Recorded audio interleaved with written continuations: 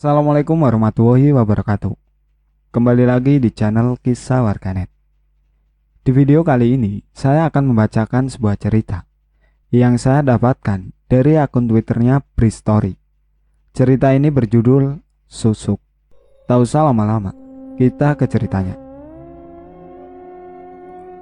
Aku Hesti, umur 33 tahun, domisili Jakarta. Sekedar info, aku termasuk selebgram dengan 1 juta lebih followers. Kali ini aku akan coba untuk menceritakan satu episode gelap dalam hidup yang pernah aku jalani. Kenapa aku menyebutnya episode gelap? Karena dalam masa itulah aku merasakan ketersesatan jauh dari Tuhan.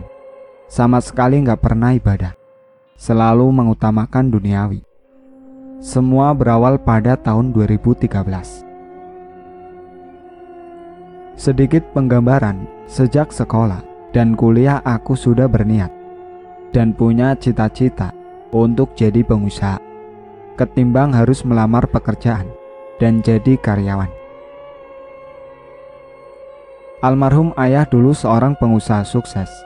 Aku sangat mengagumi pencapaiannya dalam membangun dan mempertahankan perusahaan yang beliau dirikan. Melihat prestasi ayah ini menjadi salah satu alasan aku untuk menjadi pengusaha.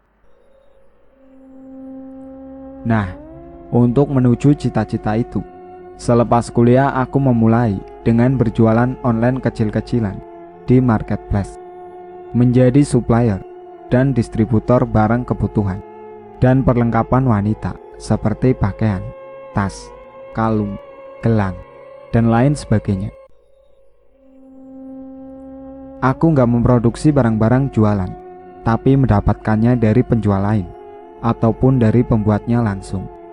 Sama seperti pengusaha-pengusaha lain, tentu saja aku juga mengalami banyak cobaan dan ujian ketika baru mulai usaha, merintis istilahnya.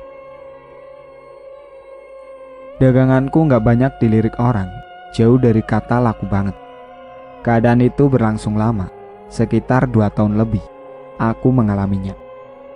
Berbagai cara sudah aku lakukan untuk meningkatkan penjualan, entah itu promosi gencar dan lain sebagainya. Tapi tetap saja nggak ada perubahan signifikan. Nggak hanya di marketplace, aku juga mencoba untuk berjualan di akun Instagram pribadi. Akun Instagram ini awalnya hanya untuk menampilkan dokumentasi kegiatanku sehari-hari. Isinya ya bermacam foto diri di berbagai tempat, entah sendiri atau bersama rekan dan sahabat. Oh iya, menurut orang-orang, penampilanku cantik.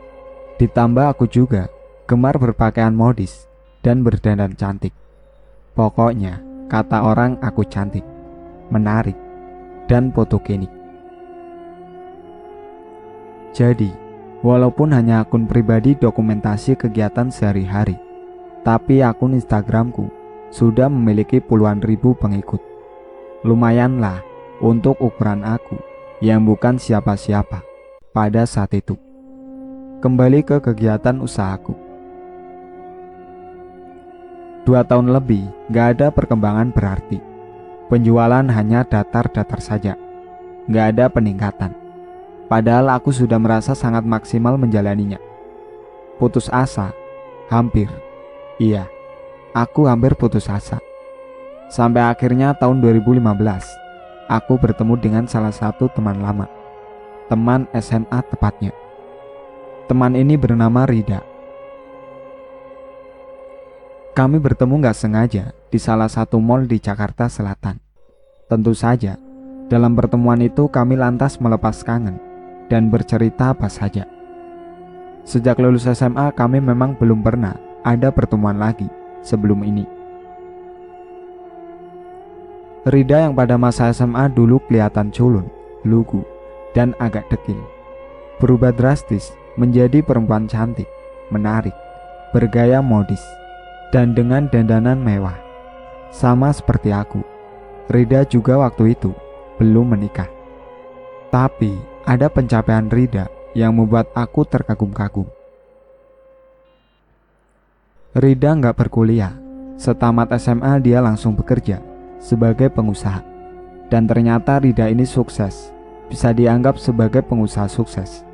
Sudah memiliki satu perusahaan yang bergerak di bidang penyedia bahan konstruksi. Sudah banyak proyek besar yang dia tangani. Intinya, Rida sudah menjadi orang kaya raya. Mobil mewah dan rumah besar sudah dimiliki. Pokoknya, hidupnya bergelimang harta. Lo sekarang ngapain, Es? Kerjakah? Di mana? Tanya Rida dengan percakapan. Gue gak kerja, dak. Masih mulai usaha, jualan gitulah. Tapi masih merintis. Bagus dong. Gak apalah, namanya juga usaha. Pasti berdarah-darah di awal. Gue juga begitu dulu. Penuh dengan keringat dan air mata. Begitu Rida bilang. Itu pertemuan pertama. Setelahnya ada beberapa kali pertemuan. Walau masih hanya sekedar ngobrol di kafe atau tempat makan. Seiring berjalannya waktu, aku dan Rida semakin intens bertemu. Dan aku juga mulai diajak untuk ikut menemani dia dalam melakukan bisnis usahanya, entah itu meeting atau pekerjaan lainnya. Saat itu aku sangat kagum padanya. Sungguh pencapaian yang bisa membuat semua orang ingin menggapai hal yang sama. Lo percaya gak sih, Yas? Tahun 2010 itu, gue masih belum punya apa-apa. Hutang seleher. Pindah-pindah kos karena gak sanggup bayar. Pokoknya parah lah hidup gue. Rida bercerita begitu ketika kami sedang berada di dalam sedan mewahnya. Suatu hari di akhir tahun 2015. Loh, tapi kan lo sekarang udah ngerasain hasilnya. Keren lo. Dalam 5 tahun lo bisa mencapai ini semua. Jawabku menimpali. Tapi lo harus jawab jujur deh. Lo pasti punya pertanyaan meragukan. Kok bisa sih Rida sesukses ini dalam waktu hanya 5 tahun aja? Ngaku lo, iya kan? Gak apa-apa, Es, itu wajar. Iya sih, kok bisa ya? Lo bisa sesukses ini dalam waktu yang bisa dibilang singkat. Cuma 5 tahun, keren jawabku. Setelah itu, aku melihat Rida menarik nafas panjang dan melamun sebentar di balik kemudi. Kenapa, dak? Kok berubah gitu? Tanyaku penasaran. Semua ada awalnya, Hes. Ada pencetusnya. Rida bilang begitu, sambil kemudian tersenyum. Maksud lo apaan sih, Rida? Aku semakin penasaran. Lo udah gue anggap sahabat, Hes. Gue akan cerita gimana caranya sampai gue bisa punya ini semua. Harta berlimpah dan usaha sukses. Tapi gue mohon untuk lo jangan bilang siapa-siapa. Gue belum pernah ceritakan hal ini ke siapapun. Begitu Rida bilang panjang lebar. Intinya, Rida ingin menceritakan satu rahasia. Rahasia kesuksesannya. Aku yang jelas penasaran. Memang gimana sih caranya? Kenapa sampai harus rahasia-rahasiaan segala? Hari berikutnya, Rida mengajakku keluar kota. Awalnya aku gak tahu akan kemana dan tujuannya apa. Aku ikut saja. Udah, lo ikut aja. Jangan nanya-nanya. Gue mau nunjukin satu tempat. Rida bilang gitu. Ya sudah, aku duduk manis saja di dalam mobil. Singkat cerita, akhirnya aku tahu kemana tujuan kami, yaitu ke satu tempat di wilayah Banten. Agak pedalaman, 5 jam perjalanan dari Jakarta. Sekitar jam 2 siang, kami sampai di tujuan. Rida memarkirkan kendaraan di depan rumah besar dengan halaman luas. Sebelumnya, kami harus melewati jalanan tanah dengan kanan kiri persawahan dan hutan kecil. Cukup pedalaman. Ini rumah siapa, dak? Tanyaku. Udah, keluar dulu yuk, jawab Rida, mengajakku turun dari mobil. Di luar, Aku mengamati sekitar. Kalau diperhatikan, rumah ini adalah rumah yang paling besar yang ada di desa ini. Neng Rida, akhirnya datang lagi. Udah lama banget ya, Neng. Seorang bapak keluar dari dalam rumah, menyambut kedatangan kami. Rida langsung memperkenalkan aku. Sebut saja Pak Ruhyat, nama sang pemilik rumah besar ini. Beliau berperawakan kurus tinggi, berpakaian serba hitam, kumis tebal menghiasi wajah yang memiliki sorot mata tajam. Aku agak ngeri melihatnya, cukup seram. Lalu kami dipersilahkan masuk. Di ruang tamu yang besar dan dipenuhi perabotan mewah, kami berbincang. Saat itu, aku hanya jadi pendengar pemerhati, hanya menanggapi sesekali saja. Rida yang lebih banyak berbincang dengan Pak Ruhyat. Singkatnya, setelah kurang lebih 1 jam, kami berbincang. Akhirnya aku mulai tahu apa tujuan Rida ke rumah ini dan siapa sebenarnya Pak Ruhyat ini. Ternyata Pak Ruhyat adalah orang pintar atau paranormal. Begitulah. Walau belakangan Rida bersikeras kalau beliau adalah penasihat spiritual, bukan dukun. Ya sama aja lah. Begitu pikirku dalam hati. Cukup lama kami berbincang. Sampai akhirnya menjelang maghrib, Pak Ruhyat bilang begini.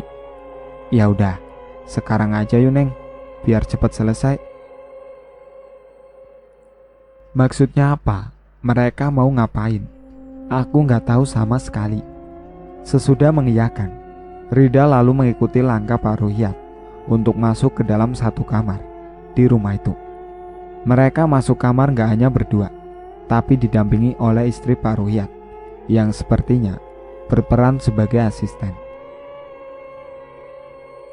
Setelah itu aku gak tahu apa yang mereka lakukan di dalam kamar. Hanya sebentar, sekitar 45 menit kemudian, mereka sudah keluar dari kamar. Selesai. Lalu lagi-lagi kami berbincang di ruang tamu. Pada saat itu, aku masih belum tahu apa yang baru saja mereka kerjakan. Singkatnya, sekitar jam 6:30, kami pamit pulang, menghindari kemalaman sampai Jakarta. Dalam perjalanan pulang, aku menghujani Rida dengan banyak pertanyaan. Lo ngapain sih di kamar, Dak? Perdukunan ya? Tanya aku membuka percakapan.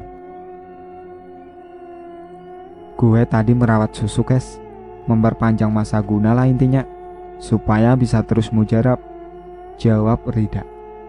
Gila, lo masang susuk, Dak? Sarap lo ya? Nada bicaraku jadi agak tinggi mendengarnya. Setelah itu, Rida mulai cerita dari awal. Ketika hidupnya dalam masa tersuram 5 tahun sebelumnya, terjebak dalam lilitan hutang berhutang, hidup sengsara dalam kemiskinan, Rida putus asa sampai hampir bunuh diri. Sampai akhirnya dia diajak oleh salah satu temannya untuk ke rumah Pak Ruhyat. Lalu Pak Ruhyat memberi saran untuk bisa keluar dari kesusahan hidup.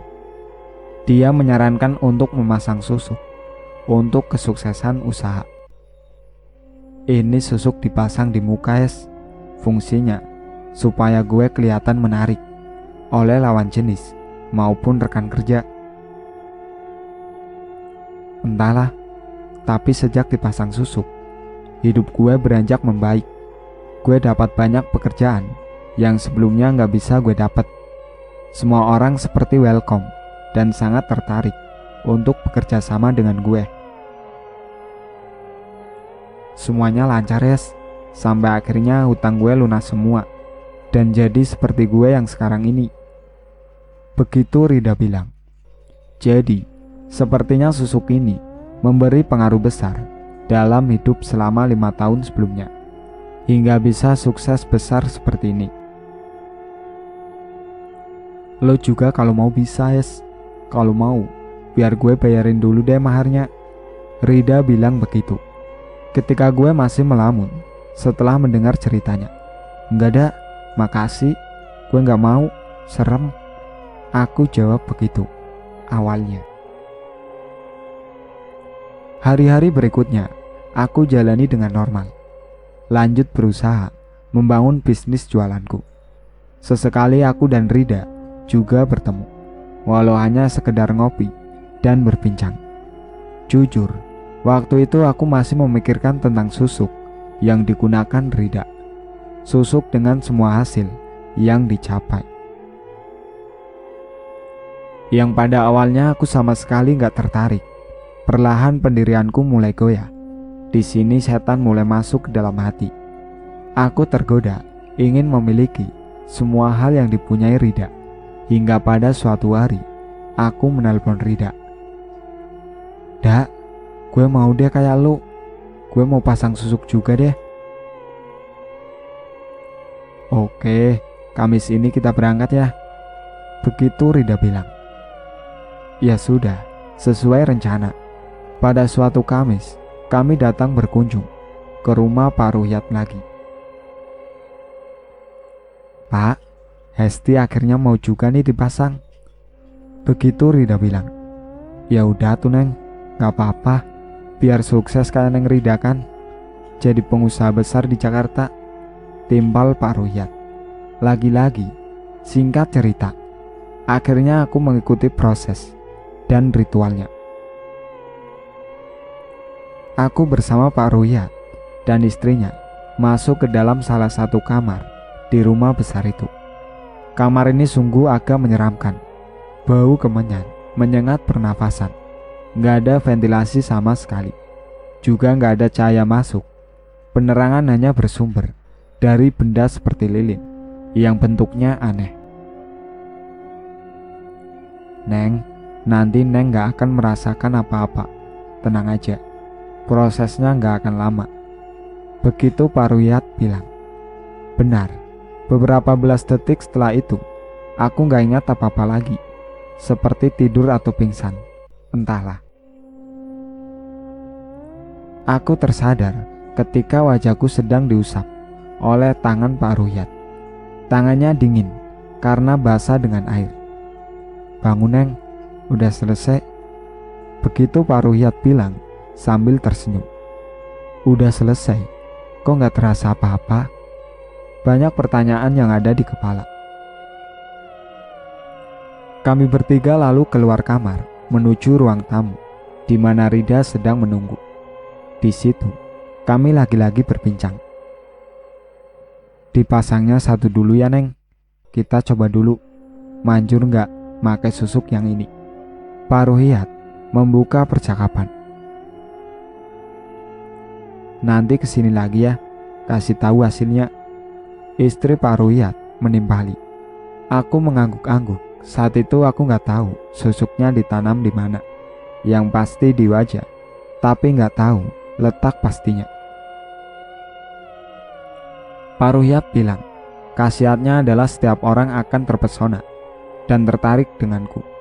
Aku akan sangat didengarkan. Ini sangat bagus untuk bisnis dan pekerjaan.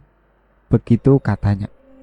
Begitulah, jam 7 malam, kami pamit pulang. Setelah pemasangan susuk itu, aku menjalani hidup seperti biasanya. Seperti sebelumnya, normal. Hari berganti hari, minggu ke minggu, bulan berganti bulan. Ternyata, aku merasakan ada perbedaan. Iya, perbedaan. Aku seperti dipermudah dalam menjalankan usaha. Perlahan tapi pasti, penjualan beranjak naik, semakin laris dan semakin laris. Perubahannya signifikan. Dalam hitungan bulan, aku sudah mendapatkan untung jutaan rupiah. Bulan berikutnya mulai belasan juta. Berikutnya bisa puluhan juta. Aku jadi kebanjiran order. Puncaknya, aku sampai harus memperkerjakan 2 orang untuk membantu menjalankan usaha. Wah, mulai terasa kan hasilnya. "Selamat ya Hes," kata Rida pada suatu ketika. Melihat keberhasilan ini, aku semakin tergoda untuk mendapatkan yang lebih lagi. Aku ingin lebih kaya raya. Mengikuti nafsu sesat, kemudian aku datang kembali ke rumah Pak Ruyat untuk memasang susuk lagi. Berikutnya, kira-kira 3 bulan sekali, aku datang mengunjungi Pak Ruyat. Entah itu bersama Rida atau sendirian, aku semakin terjerumus. Bisa ditebak, selanjutnya hidupku bergelimang harta. Semua usahaku seperti ada yang melancarkan. Selain berjualan yang sukses, percaya nggak percaya, ternyata akun Instagramku juga mengalami peningkatan. Awal 2018, pengikutku sudah mencapai hampir 1 juta. Dengan pengikut sebanyak itu, aku mulai terkenal jadi selebgram. Dengan banyaknya pengikut, aku jadi kebanjiran orderan endorse. Dari Instagram ini saja, penghasilanku sudah sangat lumayan waktu itu.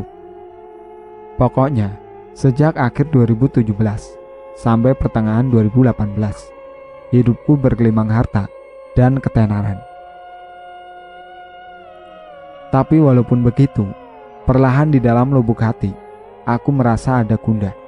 Seperti ada yang mengekang. Hidupku seperti berhutang. Aku merasakan hampa, terbelenggu dosa. Aku terus berusaha untuk abaikan semua, mencoba untuk menikmati harta dan kesuksesan. Tapi ternyata nggak bisa. Aku mulai merasa bersalah, semakin merasa bersalah. Nggak apa-apa es, nanti juga lama-lama perasaan itu hilang. Begitu jawaban Rida ketika aku bertanya perihal perasaanku yang nggak enak itu. Ya sudah, aku coba terus jalani, memaksa diri untuk menikmati semuanya. Sampai ketika petaka itu datang. Menjelang akhir tahun 2018, Rida meninggal dunia. Dia mengalami kecelakaan tunggal di luar kota. Aku lemas mendengar berita itu. Aku shock, bersedih, dan menangis. Kehilangan sahabat secara tiba-tiba. Sepeninggal Rida, aku belum sempat lagi mengunjungi Pak Ruyat. Dengan berbagai macam alasan, aku gak pernah sempat untuk ke rumahnya. Waktu terus bergulir, sampai ketika di awal 2019, aku mulai merasa ada keanehan di badan. Awalnya hanya meriang ringan. Beberapa kali aku menggigil kedinginan. Hanya seperti itu. Tapi berikutnya, mulai merasakan yang lain. Badan sering demam tanpa sebab, kepanasan, gerah, lalu tiba-tiba menggigil. Begitu terus, semakin rutin. Sering juga kepalaku sakit sekali, wajah panas tiba-tiba. Aku mulai tersiksa. Saat itulah aku jadi kepikiran dengan Pak Ruyat. Aku yakin dia bisa menolongku. Tapi sial, pesan singkatku gak dibalas. Ketika aku coba menelpon, ternyata nomor ponselnya sudah gak aktif lagi. Kemudian aku berniat untuk mendatanginya saja ke rumahnya. Tapi alangkah terkejutnya aku ketika sampai di rumah Pak Ruyat, mendapatkan berita mengagetkan. Ternyata rumah itu sudah bukan milik Pak Ruyat lagi. Menurut tetangganya, akhir tahun 2018, Pak Ruyat meninggal mendadak.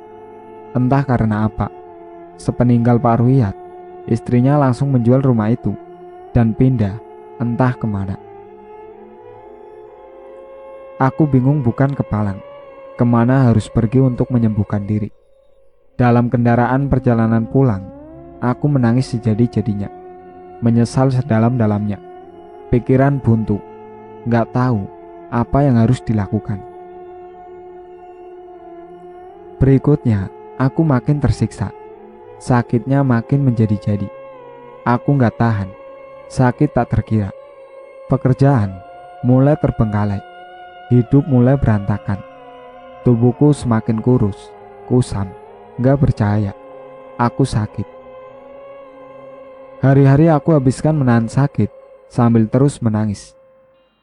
Tuhan, Aku gak tahan lagi. Sampai ketika ada satu teman yang berniat baik untuk menolong. Dewi namanya.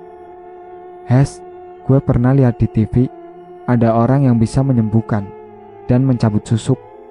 Mungkin lo bisa coba hubungin dia. Begitu katanya. Jadi Dewi bilang dia pernah menonton satu acara di TV nasional. Acara itu menampilkan beberapa paranormal. Salah satu paranormal, sebut saja namanya Mas Wawan.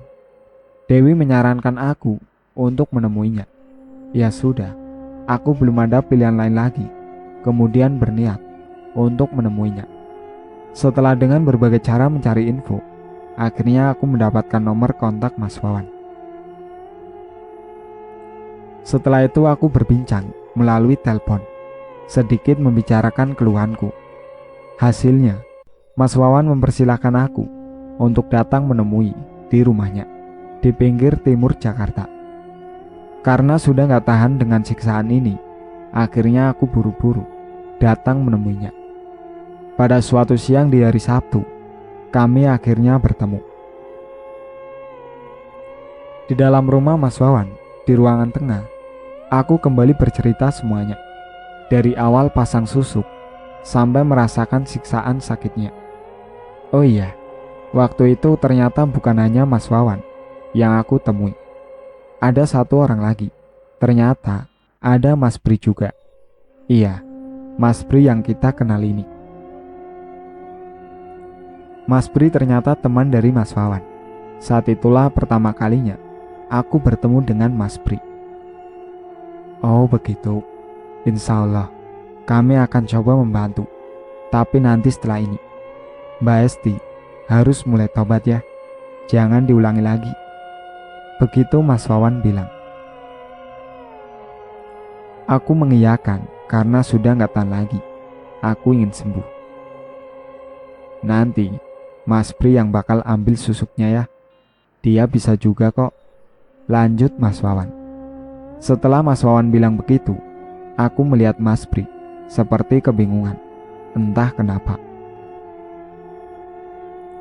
Mas Wawan lalu pergi ke bagian belakang rumahnya untuk mengambil sesuatu, meninggalkan aku dengan Mas Bri di ruang tamu.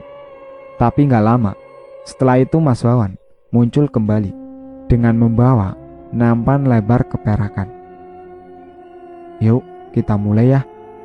Mas Wawan bilang begitu setelah sudah kembali duduk.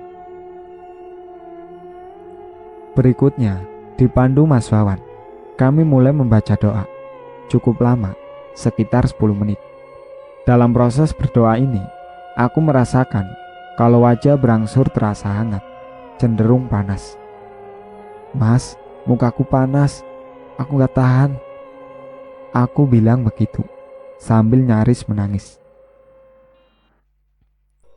Ya sudah, kita mulai cabut ya. Mas Bri, silahkan, kata Mas Wawan. Lagi-lagi, Mas Bri seperti kebingungan. Aku melihatnya begitu.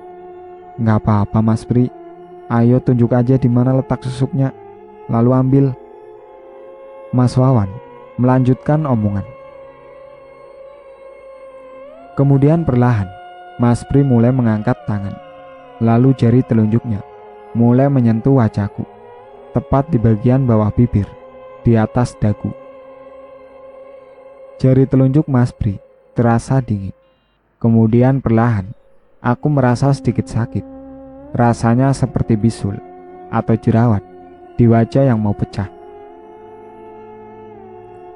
Beberapa detik kemudian, ternyata ada logam kecil keluar dari wajahku, lalu jatuh di atas nampan keperakan yang disiapkan Mas Wawan sebelumnya. Aku melirik ke atas nampan. Ternyata di situ sudah ada jarum berwarna kemasan, sangat kecil bentuknya. Masih ada Mas Bri? Tanya Mas Wawan. Masih Mas, jawab Mas Bri pendek. Kemudian jari telunjuk Mas Bri mulai bergerak lagi. Kali ini menempel di pipi kananku, tepat di bawah mata. Lagi-lagi aku merasakan hal yang sama dengan proses pertama. Dan lagi-lagi ada benda keluar dari wajahku yang disentuh oleh jari telunjuk Mas Bri. Kali ini benda yang jatuh bentuknya seperti batu permata yang sangat kecil. Kira-kira seukuran butir beras. Selesai? Belum. Masih ada Mas Bri? Lagi-lagi Mas Wawan bertanya. Masih Mas?